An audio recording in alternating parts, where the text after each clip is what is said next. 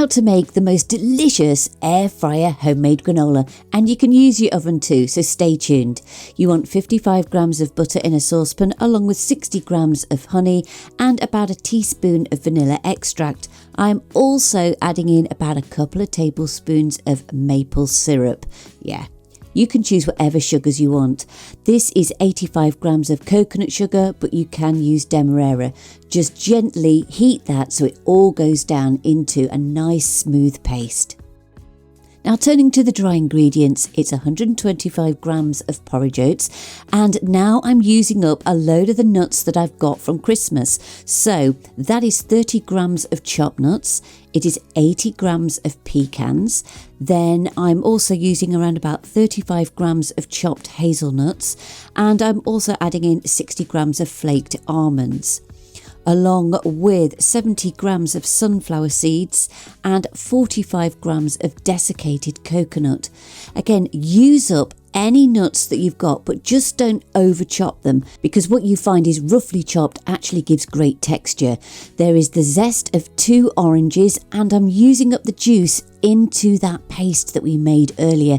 Now it's to add the wet ingredients through to the dry ingredients. I'm also adding in about a teaspoon of cinnamon there because I just love the taste of it. Just make sure you mix the dry ingredients first so that there's no real big pockets of anything. Then you're going to add in all that lovely sugary paste. It will take a couple of minutes to absorb it all, and make sure you're not leaving anything dry. It wants to be properly coated. At this point, if you're using an oven, preheat it to 150 degrees centigrade. Now I'm using my air fryer. There's the pan. This makes 2 batches for me, so I will just pop about half of it into the tin and just spread it out. I don't want to pack it down, I want to leave it sort of loose. So in that goes, and then it's simply a case of just popping it in the air fryer for around about 50 minutes on 150 degrees centigrade. Now every 10 minutes you want to just take it out or just open your air fryer up and make sure you give the mixture a little bit of sort of a stir around. This means everything then ends up getting lovely and toasty. After 50 minutes, this is what you're left with. But here is the important step. Make sure you turn it out onto another tray so that it can cool down properly.